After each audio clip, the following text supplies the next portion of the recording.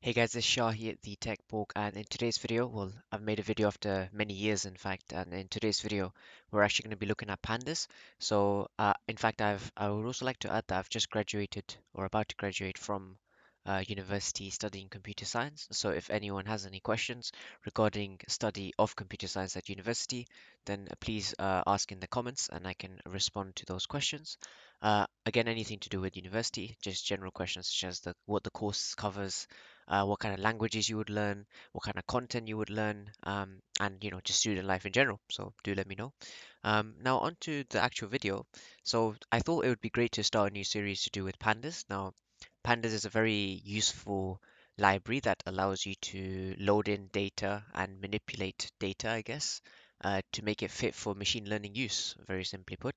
And we're going to explore pandas in fair depth. So we're going to start off this video with a very basic understanding of how to load in data, how to set the headers of like, data frames. And yeah, we'll try some interesting things with that. So firstly, to use pandas, you need to or load in the module. So make sure that you have pandas installed. So if you want to know how to install pandas directly from Jupyter, if you run this command, pip install pandas, this will run the pandas module and install it onto your local system. Once you've run this, you should be able to import pandas as PD, and this cell should run successfully. Now, kind of to give you a short introduction to Jupyter Notebook, Jupyter Notebook is a way for us to normally used by data scientists and machine learning engineers. It's a nice way of running each cell and kind of having outputs for each cell. So as you can see how, like there's an output here is a print of a particular data. This is a print of the another data, for example. So it's very useful for us to kind of just see what's going on in each cell. And the cool thing is that once you like close down this file and reopen it, the outputs for each cell that you run will still be there. You'll have to obviously rerun the entire notebook if you want to restart the variables, but the outputs of each cell will still remain, which is useful because you don't have to rerun everything if you just want to check the outputs. Now, onto actual programming. So I first downloaded my data from this website here, from the UCI Machine Learning repository, and this website contains a lot of different datasets. So the dataset I've decided to go ahead with is this wine dataset. So if you want to download it, you can go ahead and download it from this website. I will leave a link in the description. So if you go to data folder and download these two files, wine.data and wine.names, the wine.names gives you the information of the names of the columns of data you have, and the wine.data is the actual data. Don't forget to rename the wine.data file to winedata.csv, otherwise you will not be able to import this into into Jupyter. So, on to actual programming.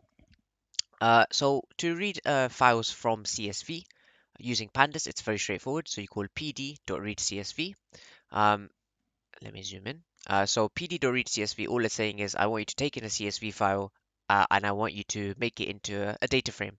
So Pandas uses what's called a data frame. Now, a data frame, so you can see one in front of you. A data frame is essentially a way of representing tabular information, and giving basically an attribute. So these are known as like columns or attributes. These are like the features of your data, and these are the actual records that are going along the rows. So we have, for example, in this case, we have 178 rows and 14 columns.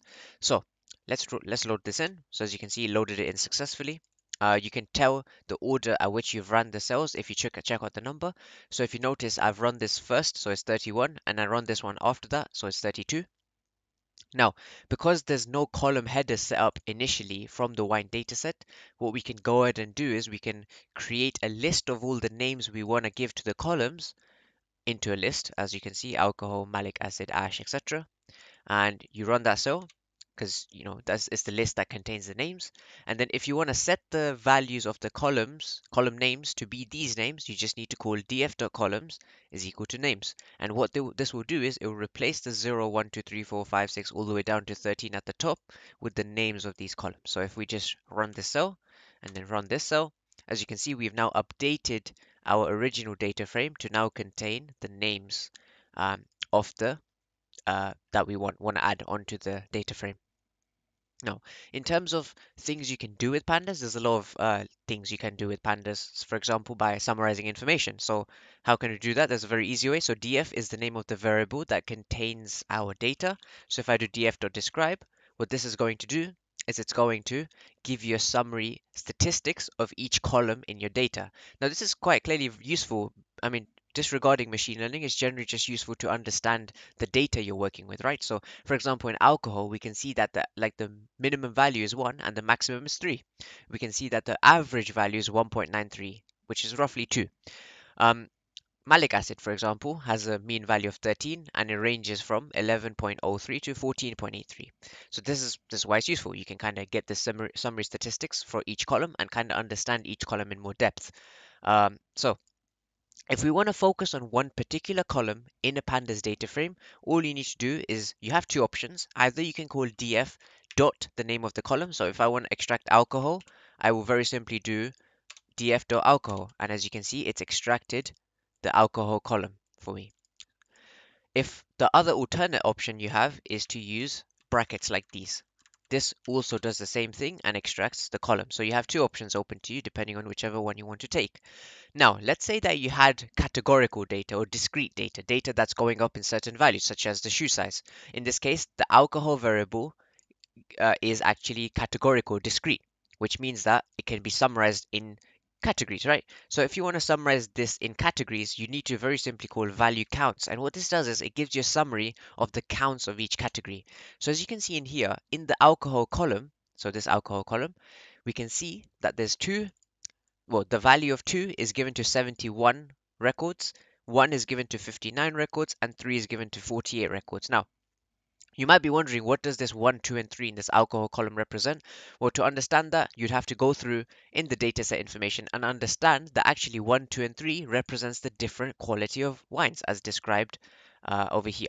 So, first attribute is the class identifier, which is referring to this first attribute, this alcohol attribute. So this is the basic guide for pandas. In the next video, we'll focus more in depth of how we can build more charts, as opposed to just working with basic statistics. So over here, we know we covered basic statistics on like mean, standard deviation, minimum, maximum, etc. And we kind of covered how to get counts for categorical data. In the next video, we'll focus more on developing actual graphs to try and understand more about what our data is about and understand the distributions that we can see within our data. Remember, the aim of this series I'm going to create is to kind of help guide how can one go from a basic data set all the way down to creating machine learning models. All right, thank you so much for your time, guys. Like, comment, subscribe. And again, if you have any questions about computer science at university, please do ask the questions in the comments. If not, then I will see you on the next video.